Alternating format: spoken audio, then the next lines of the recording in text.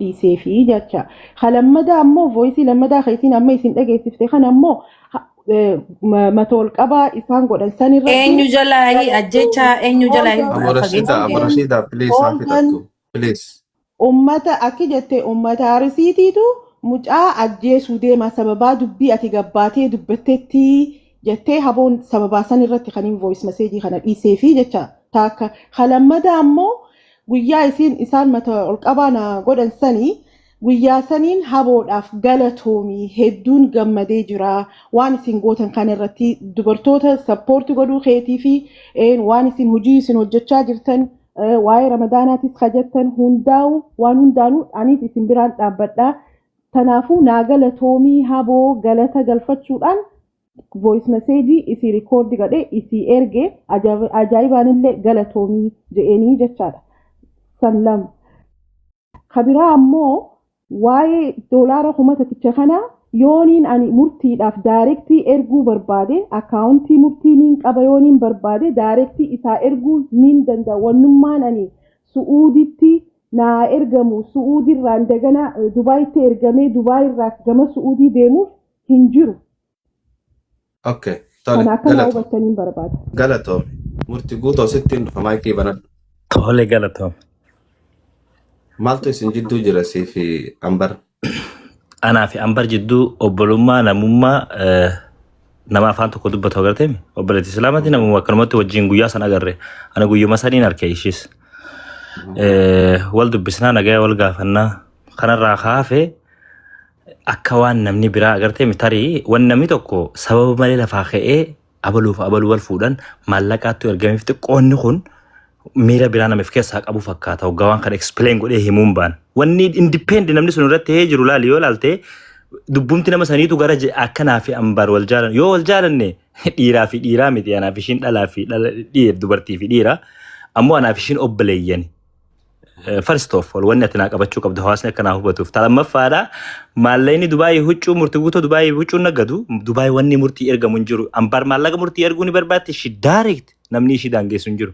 Because maallaqa ishii ergiti waan ta'eef lama as biratti akkanaa qabattan tasadaffaadha voice ni ergame kuni anaatu si hima voice guyyaa jalqaba live irra waliin turree adda buune booda waan tokko happen ta'e Itoophiyaatti osoo Itoophiyaa jiru wanni happen ta'e kun waan kanaa wajji wal qabatu ani guyyaa takkaa farsee kana godhe jedhu badheen beeku waanuma hawaasa wajji akka hiiqsu hafixatu Abu Rashida please agareefu sa'aa 5 dhaggeeffatu jirraa bara obboleeyyan kiyya sa'aa 5 Tokkoffaa an Rashida akkan itti barelleessiif nima. Rashida na dhuftee akkan imsiitan itti bare ji'a 3 moo 4 ga'utti hin jira. Na dhuftee sagantaa takkaan Kanaada qopheessuu deema akkana na qabdeeti zakkii na fidii itti maallaqa irraa fuudhuu barbaada. Tokko akka itti wal bare waa'ee maallaqaa kanarratti Abu Rashidaan akka isin jottanii taate kan isin himu. Ani zakkiidhaa wajjin zakkii akkam jeetiin itti himaa jeetiin gaafadhe. Achirraa akka itti wal bare dhufneen baana. Talamaffaadha Ambaarii fi Atiikaa fi murtiitu wal jaalata maallaqa isaa ergiti Ambaar tana dhalte moo mee aboon bakka kanatti akka nama guddaa tokko to'anni nu gaafattan anaa kana dhalte moo anarraa haqa qabdi moo Ambaarirraa haqa qabdi moo yoo wal jaalatan yoo wal dubbisan yoo walii ergan wanni kun akkanatti waan keer godhanii miidiyaa hawaasa irratti irraa haasan ni qaba tokkoffaa osoo jiraateewu immoo hin jiru miciyyoon tun ijoollee biyya faranjiitti ni beeytanii akka ishiin dubbattee afaan amma sadiin isin dubbattee agartan afaan Oromoo dubbatti afaan Amaaraa dubbatti afaan Ingiliffa isin dubbattee waan tokko akka isin ibsuu hin dandeenye ni beeyti Sinigaleemi kana beeyti nama amala isaa beeytu jalqaba irraa miidattiin si dhufa ani ammoo yeroo hedduu miidatti illee deebisaa nama kannuu hin jaalladhu dubbiin bakka itti wal dhadhooyte ani ajaa'ibaa tana ni ilaala caljee guyyaan an dubbise guyyaa 3 arraa wajji bakka inni itti si argee dubbise kan rabbiin natti beeku maallaqni Suudiitti murtiidhaa ergama jaame suni Suudiin murtiin Dubaay hin jiru ragaa fidaa innaan ni dhabamee tokkoffaa kanaa hubatta wanni qabdan as keessatti obboleettii teenya Ambaarii wajjin jaalala obbolummaa tanamummaatiif akkuma nama tokkooti ala waan takka akkanaaf ishee wajjin hin qabne maallaqni ishii naagootes hin jiru wanni ishii naagootes hin jiru iqaamaa fi jinni ishii jette kana san irraa quban qabu ani Itoophiyaatti hin gala yoomin gala boru ganamaan galu deema amma sa'aatii kana guyyaa irraa sa'a 6tti hin gala Itoophiyaatti right walii gallaami so wanni an beeku kana obboleessa kiyya immoo lafumaa ka'anii maqaballeessi hagana ga'u si galeemi maqaballeessiin hagana ga'u kuni dhiira kana Qoy dhiira kana irraa buutee kaanitti yoo deemte miciyyoon tun firiidama jireenya of laayifii ofii hin qabdu ni qabdi tokkoffarratti namni ani ilmoon qaba hiriyaa miciyyoo ishiiti ambaartu lamma hiriyaa miciyyoo habooti akkamitti intala ofiitiin ati dhiira kanarraa butachi deemta kanan namni hin jiru namni guddaa ta'e ana akka ummaatti jetti irraa hin qaanfadha jecha akkanaa kana isa dhageessan argu maaliif yoo jette miciyyoon tun firiidama mataa ofii qabdi anaaf hin baanu beeki waa'ee isaa haasawamu waa'ee muciyyoodha defend godhuu haasawa sirrallee hin beeku waa'ee isaatirratti oolee haasawuu qaba anaa wajji wal qabsiistee haasaa turte kaa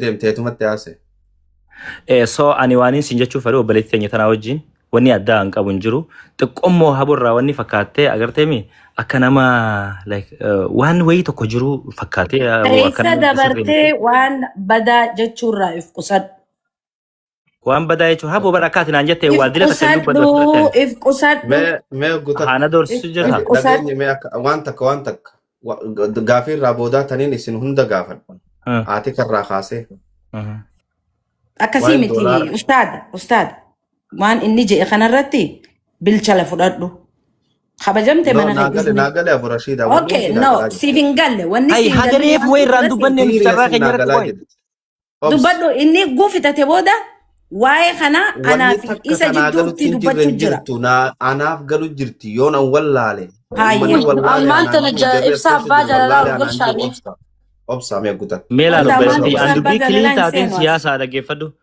maallaqa qoy ati kaan asirra jirti Rashidaan ni jirti Queen of Harargeen ni jirti wardaanis ni jirti wardaan immoo galgala san dhufte wardaa'u mana kiyya fidinaan jee kabuloo kolgoonee jirru sababa Queen of Harargeetiin fidee wajji teenyee haasoyne afoon alilaa waliin jennee adda deemnee beeka obboleetti teenya tanaan maaltu teesseete Ustaaz Hamza waa'ee mata ol qabaa kana kaasannaa siima hogguu kaastee amma Rashidu maal farsu jira hogguu kanaan ambaar hin jeen ambar tanama maqaan ishee asirratti ambar jee barreeffamee waan jiruuf malee maqaan ishee atikaan jeen akkanatti fakkaatutti akka murtitti Itoophiyaan jira bee akka murtitti waan dhagamu tokko kabooda irraa gaabbisu tokko siimu maallaqaa gabbaamee kadhatameef akkasiin hin jaamneef sagantaa kana yoo ofirraa dhiiste ho'innaan haboo natti aartii jette kanammoo wallaahi dachiif samii rabbiin natti ragaa beek haboo natti aartii hedduu malee lafa hojjirti sagantaa qopheessu jirti waan kana itti olii gajachu jirti natti aartii nan jette taa'isitti haafu isin takkittiin sitti aaruusi wayya booda wanni kun matataa biraa sitti dur yoon kana hin ji'iniin jette asirra jirti obboleettiin teenya tun hin doorsisu ani waa takka irraan qabu ani haa dubbattu kuno wallaahi isiniin jaabeek mee ani eessumattiin hariiroo ishii wajji qabaadhee bakka joorjii bu'ee maalii godhee dillee haasaame sun nama guddaa hiriyyaa ummaa teenyaati akka teenya irraa akkamitti wanni kanaa kun eegama obboleessa kee miidiyaa hawaasa irratti miidiyaa yoo ta'e ishii ol fooloorsii qabnaa dhageettii qabnaa ajandaa godhuu dandeenya dubbachuu dandeenya garuu never ever waan akkasii godhuu yaannetii miti namni hogguu gargarii dhugaa tana rabbii fi ifirraa qaanfatta beeta si galaami rabbii fi ifirraa hin qaanfadhe anamma. Ustaada himachuu jira moo dubbii walitti akkana baabbaruu jira? Waan callisee hayyaa isuma Abu Rashid manu itti bana akka reediyoo harritti isii dhaggeeffannaati nama guddaadhaa isin ni kijibdaa jechuun hin dandeessu. Ani ulii nan tokko dhaggeeffa ani ulii amma laal sammuumti meemoorii sammuuti yaa amma jinaa soo itti tokko banatina laal dhaggeeffadhaa waan takkan isinii mana dhagayaa hoggu takka miutu naa godhadhaa hundi keessanu Khalifa waan dhageessu dhageesseemi. Takkana jalan nama guututtiin sammuu keessaa qaba. Tole. Namu warri asirra jiru sina dhageessanii miti waan takka tarraa boodaa qofa gaafannee qophii tana goolabna. Wanni takka maali kumni afurtamman guurame isa boodaane. Naafsi Abu Rashid guuta kaniin dubbadha. Kumni afurtamman guurame haja'amu risiinni ragaan ni jira. Viidiyoon ni jira. Akkamitti viidiyoo akkamii yoo jette ammaan sii baasna akka ajaa'ibaatti waraabbameeti jira ammoo ragaa namas niin qaba ragaa namaatis eenyu wardaan fakkeenyaa asirra jirti tokko jeelaa akkamitti itti deemna ragaa takka viidiyoo qabda akkasiimi. Viidiyoon laayifii mana kiyya irratti barkaa isiin maallaqa gabbaastee ol qabdee 10,000 hunda nu garsiisaa turte. Aboo ammaa 50,000 si ol qaba. No maallaqa qabaatu hin jenne. Keessaan dawwaltee waan jette. Mataa irraa ummata irraa qarshii takka guurreef jechuun qaanyiidha akkam goneennaa kunoo malee ni jira jeetiin si ol qabe. Look drama. Ustaadu Hamza gaaffii tana ulii sana ulii wali qabdee akkan ta'e irra wayyaa nama akkasiin narra wayyaa beekte. Bara nakkiniin godhu jiru jara keenya doolaarri 40,000 haguurame ragaan ni jira risiitiin ni jira yoo jiraate risiitiin natti as kennu yoo ragaa viidiyoon jiraate ragaa viidiyoo natti as kennu haasawan barbaadu Bakka. waan lamaan kana ambariin dura gaafadha ambar ragaa viidiyoo fi sagalee ni qabda takka risiita yes or no qofa naa deebisii cufadhu. Oi bangki kenyar. Maleni anarratti hin naqamne maleni anarra hin dhufne I have no ragaa sin qabu risiita sin qabu mute naa godhadhu kalas mute godhadhu warda ragaa Maleni namnin irra naqame ajaa'ibaas gaafadha. Sittiin dhufa anaa seddu warda ragaa viidiyoo ni qabdaa takka risiita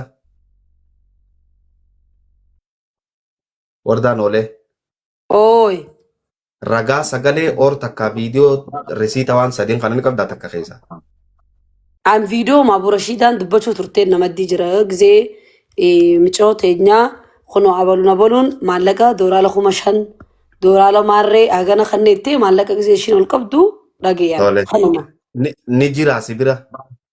Ni jiree viidiyoon silkii murtee guutuu keessa ni jira. Okay itti banuu ni dandeessanii carraan isinii kannaa. Murtee guutuu baasuun dandeessu liifii keessa. Ustaada Maleni khiyya ammallee ol qabu khabira kuma kudhaniin akkanatti isin ol qabu. Hadaramee ogguta kana obse please niin fixadhaa. Lakki aburashidaa nuti baramma wooma agarree dubbanne malee keetoo fi keeta dhabuu ta'uu kan kee nuti nubanne yeroo sanitti immoo isiif ergamee kunoo maallayni kun abalu dooraala 5,000 dubbatti. Murtii guutoo bira jiraa jette viidiyoon warda akkasiimi. Live khiyar kha live TikTok keessa seenee baasuu barbaachisuun baasaa mere bu'uun qaba. Live TikTok keessa seenii mobaayila biraatiin nu baasi. Kuyin of argettiin dhufa amma kuyin of argee ragaa viidiyoo sagalee takka risiita ni qabdaa. Ani hojii raayin waan sanuu irratti mul'adde garuu gizee aburashiidhaan maallaqa ol qaqqabdu harkeetiin jira viidiyoo murtii guutoo gaafadhaa mana isaa irratti taate. Ani viidiyoon qabu. Ayyee obsi akkasuma naa cufadhu. No kuyin waan naa gaafadhu. Waan naa gaafadhu maallayni sirra naabsi sittiin dhufa. Maallayni kumni 40 haasawamaa jiru miidiyaa irratti. Sirratti dhufee jira sirra seenee jira. Wanni jarri joo dhugaadha. Maallaqni ani na bira taa'u jira mucayyoon hedduudha rifattee namu waan takka hin buufnee fi akkam goonaa naan jee qarshii 1,000 qofaa bu'e akka gaariitti dhaggeeffadhu. Kumni takkichaan tureezaan maaliifii fi ajaa'ibaa bira buusaadha kan hin jechuu jiru. Maallaqni hawaasaa qarshiin takka ana bira dhuftu hin qabuusi. Maallaqa kiyya kana bira taa'uun eega garaa uummata gubuu feeteefu isii gammachiisuu feete kunoo laal kunis kum 5 kunis kum 7 jeeni akkasitti ol qabee jechuudha. Maallaqa kiyya amma isiniifiin ol qabuu danda'a. Maallaqa isii kan nama jettee ol qabde. Dhugaa yeroo sanitti maallayni abalaburu ergamee jee maqaa yaamamaa ture jechuudha. Yes. Ogguta kanaafs Abaluun sanni jira. Boora gaana sadiitii achi kabiraa barbaaddan isinuma. Aburashiidhaan ni fixadha isii wajjin fixadha. Aburashiidhaan maallaquma keetii ati. Ol baaftee eebalu erge jechaa turte. Maleni ogummaa lama ol qabame. Maallaquma sana Ogulameeni soggulachuu laayifii irraa baheetiin deebi'e laayifiin san qaxxitaa haa mul'attu. Kana dawwale isa isi. Yes maallaqa kiyya. Maallaqa kiyya maal jette aboo adawiin na gammadaati qarshii 200 fi 100 kan je'inaa mucayyoon argeessarraa. Aboo sagalee nu sagantaa san qopheessemu sagantaa gargaarsaa jaallatanii biraa agarsiifama rabbis gaadha Oromoon asii ilaalu. Amma si garsiisuu mucaan yoon qaba naannin qaba amma banuu viidiyoo. Mee anaa wajji aburashiidhaa wajjin haasoo jira nam tokko hin banatina. Itti deema aburashiidhaa. Amma banee si garsiisuu maallaqa. Rakkoon qabu lakki maallayni san keeti ture. Khayya mallayni. Akkan namni maallaqa na harkannee naan hin jennee jetti isiinis. Akkuma nammoo quba qabdi mallayni isaa